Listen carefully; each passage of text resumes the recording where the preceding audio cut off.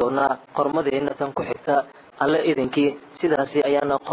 qodob ugu soo sharxi doonaa ilaa aan ka dhammeeno heshiiska oo dhan ayay ku soo idlayeen ardaydii Soomaaliyeed ee jaamacadaha Ingiriiska wax ka dhigta iyagoona baaritaano dheeraad ah ku wada shirkadani. وهجاء هذا warbixintaasi waxaa diyaariyay oo dabagal ku sameeyay sawirana ka soo qaaday shirkadaasi iyo waxqabadkeeda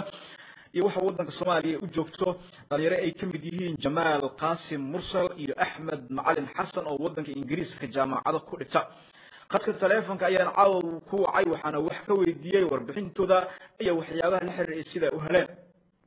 bismillah walaal horta shirkadan waa shirkad kamid ah shirkadaha sida gaarka ah loo leeyahay waxay ka howlgashaa wadanka Ciraaq wadanka Afghanistan Soomaaliya oo ay hadda shaqo ka bilowday sida caadiga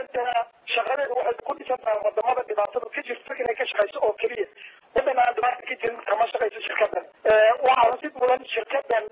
ragga mulkiyadeeda leh waa rag kamid ah ciidamadii hore ee militariga ee wadanka Ingiriiska iyo wadanka Mareykanka ragga shaqaalaha u ahna badankooda waxay ka soo qaateen wadanka la yiraahdo Fiji marka shirkadani doon ay hore u wareegtay oo ay si caadi u wareegtay oo aan ka ahayn garoonka Muqdisho ma jiro ilaa haddana waxay ka howlgashaa sida aan ku sheegay wadanka Ciraaq iyo wadanka Afghanistan marka waxayna ka rajaysan garaysan tahay wadanka la yiraahdo Dubai oo uu heshiisku qorayo in heshiiskanba uu hortagayo sharciga Dubai ee uu sameeyay sharciga Soomaaliya waxay kala samaysaa shiraalka way ka ganacsataa waxaa kaloo ka ganacsataa shirkadaha ammaanka ay kamid tahay oo security waxa la yiraahdo samaysaa. Axmedow dabcan warbixintan aad qorteen ee ku aadan waaqiciga rasmiga ah ee shirkadan xog badan ayaa ku jirta marka si loo eego qaabka aad u hesheen iyo sida ay idinku sahlanaatay nooga sheekeen. walaal horta waa sheeko aad u dheer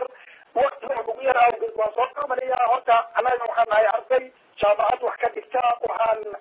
hadda sanadka lagu dadeeyo wadnaa management and business research waxa la yidhaha oo baaritaanka ganacsiga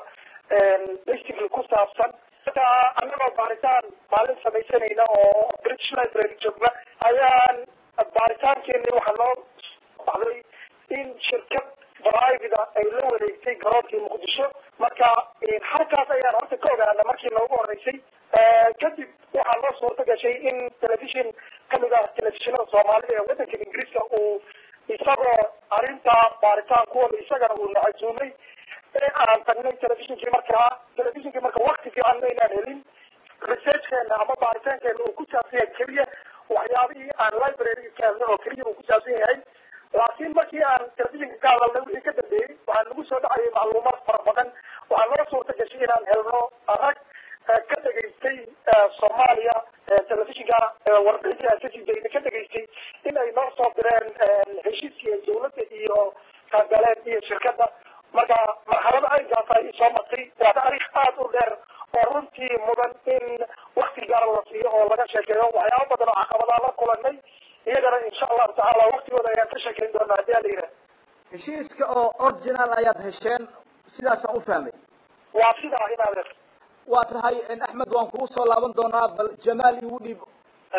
wala qomaqlaya hay in Jamaal waxaad adiguna bal ka warantaa in shirkadan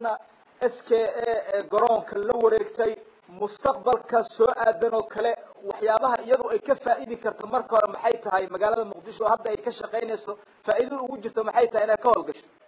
shirkadani waxay doorbiday inay ka shaqeyso wadamada dhibaatada ka jirto sida Iraq iyo Afghanistan iyo Soomaaliya oo hadda ay ka shaqeyso oo dowladda ay diiday hadaba su'aal fiican waxa sidee wadamada uga shaqeysaa Soomaaliya ma lagu aqoon karaa ma lagu dabaqi karaa heshiisyada ay kala gashay iyo hawsha ka qabato Iraq iyo Afghanistan waa maya sababta Iraq waxa jooga adduunkooda ay isugu tagay waxa joogo ciidamadii Mareykanka joogay macnaha hawsha ay qabanaysay waxay ahayd wax la yiraahdo logistics oo wadada ay markii wadooyinkii la mari waayay oo ay ciidamada Mareykanku ay dib ku noqotay logistics-kooda dib ku noqotay ay shirkaddan ay timid maadaama shirkad hawsha shaqadeeya ay tahay ayaga ayaa halkii wixii la wareegtay si loo yareeyo dhimashada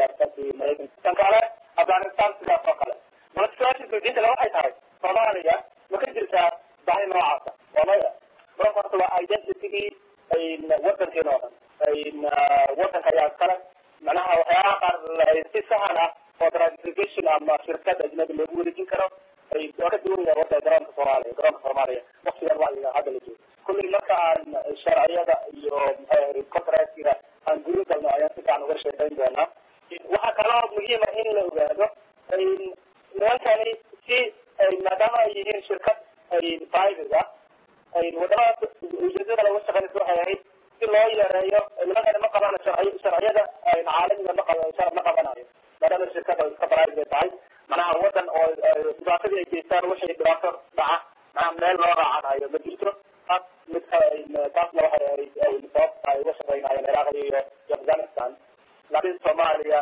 waxay ujeedintu tahay ma loo baahan yahay tan kale waxay tahay contractka waxaa siinayay ma ahayn dawlad ma ahayn dawladda iraq ma siinin dawladda afghanistan ma siinin waxaa siinayay shirkadaha manaha dawladda ciidamada maraykanka ayaa siinayay haddaan dib ugu noqdo taariikhda saddexdii markii ciidamadii unisom ay joogeen soomaaliya waxaabay ku jirta tuhna in shirkadaanu ayba tahay shirkad hadda kor ka shaqeyn jirtay soomaaliya waktigii oo united nation ay joogeen shirkadaas waxay ka shaqeyn jirtay dhinaca afijeenayay xarun ku lahayd logistic ay bixin jirtay ciidamada ayay contract ka qaadan jirtay dhowr mayr ayay waxay isku dayeen inay xitaa la wareegaan civilizationka soomaaliya inay la wareegaan shaqadii hawada soomaaliya laakiin way suurtagal weyday sababtoo ah international civilizationka ay ka ayaa kula soo dirtay ayagay ayaana sidii hawshii kula wareegay marka waxaan uga sheekanahay maadaama waqtigaas ay ku dhigi jirtay haddana amay uun u aragtay fursada in hadda mar kale ay garoonka la wareegi karto taas ayaan horta aaminsanahay marka waxay kalan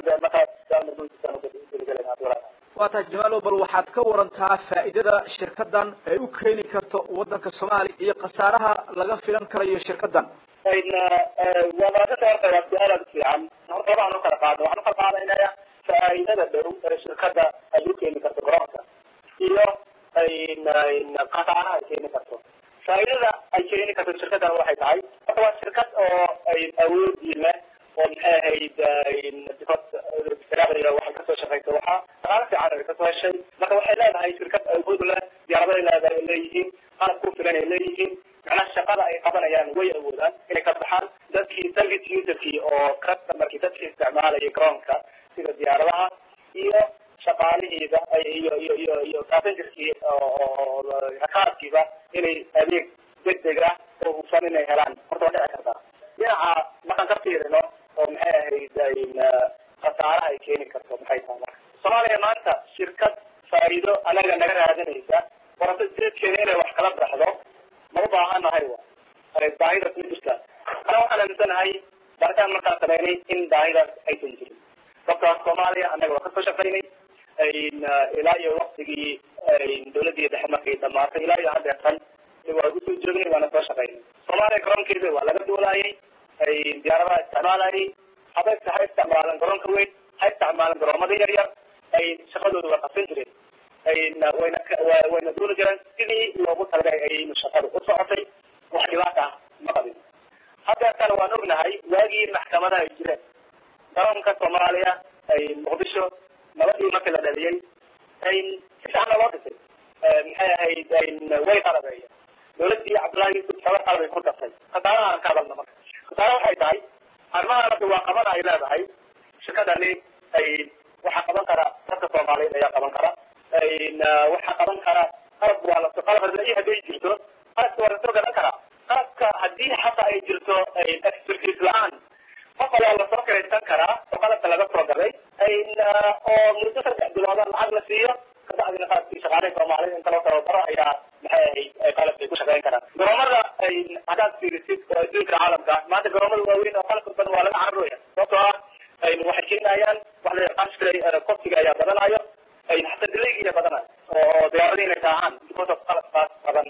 سيدا هذا أنت أغنى بود ما دعوه مري لكن ما أنت أنا وإن ودن هذا سياسة كتير ده ما تكلي وهذا نوع فنان أي تعيس إن كلا لبلا دران كأي كده إن شركة لغوية fursadihii u banaanaa ganacsadii Soomaaliya ganacsatadii ay shaqaalihii Soomaaliyeed fursadii ay laayeen dadkii dhalinyaradii Soomaaliyeed oo la tababar lahaa inay hawsha qabtaan waxaan moodaa in waxaa qoran meesha ay ka baxayaan tan kale baan soo noqon diyaaraha airlines kala soo dhibaata ay ku jirto sababtoo ah shirkadda ay timaado hata waxa ugu horeeya waa oo shirkaddu ganacsi ay fiiriso waa profit ay faa'iido hesho faa'iidada ay ku leedahay wax walba ay u maranayd ay u maraysaa waxay ku kordhinaysaa goosha qalabka ay waxay ku leedahay intaas oo macnaheedu investment ku sameeyay oo garoonkiyan maalgashay hata waxa la yiraahdo rate of investment lacagtii aan garoonka gelisay waa inay isoo noqotaa si markaas kabacdi ayuu horta faa'iido laga hadli karaa marka sidee lacagta kusoo noqonaysaa lacagta waxay kusoo noqonaysaa in service first investment aan loo baahneen ayaa laga yaabaa inay geliyaan lacagtaasna laga qaado dadkii Soomaaliyeed qaar lacagtii lagu kordhiyo diyaaradihii lacagtii lagu kordhiyo again waxa kaloo jira meesha waxa ka maqan regulatory body ka maqan cid la garanaysa oo dadkii sharci yaqaanada ah dadkii oo maxay ahayd maxaan ku yiraahdaa dowladii lagala tashanin sharciyadii oo civil aviation-ka oo CAA-ga u yiilay oo economic